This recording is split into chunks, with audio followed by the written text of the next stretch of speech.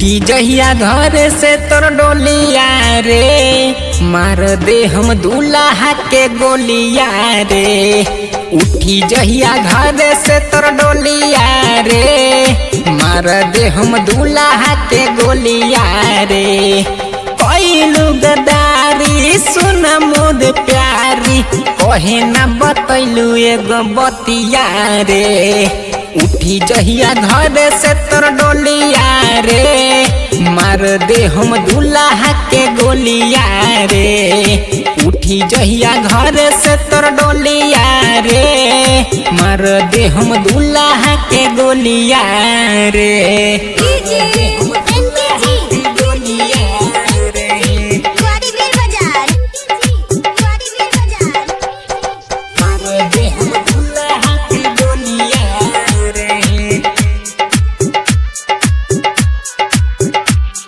सपना देखा के गोरिया पाना बनैलू, बिना पूछे हमरा से शादी तोही कइलू। सपना देखा के गोरिया पाना बनैलू, बिना पूछे हमरा से शादी तोही कइलू।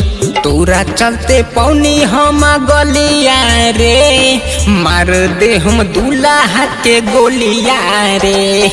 उठी जहिया घर से तोर डोलिया रे, मार दे हम दूल्हा के गोलिया रे। मार दे हम दूल्हा के गोलिया रे।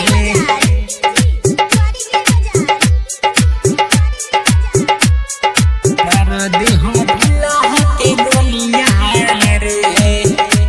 लोभा वाला खेला गोरी करब सदे आम हो, नील के दिलावम बसल तोरा नाम हो।